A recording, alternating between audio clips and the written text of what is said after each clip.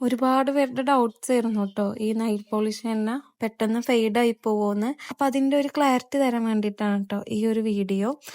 മാഷാഅല്ലാഹ് എന്നാലും അത്യാവശ്യം നല്ല ഓർഡർ ഈ ഒരു നെയിൽ പോളിഷ് എണ്ണക്ക് കയറിപ്പോയിട്ടുണ്ടായിരുന്നു കേട്ടോ.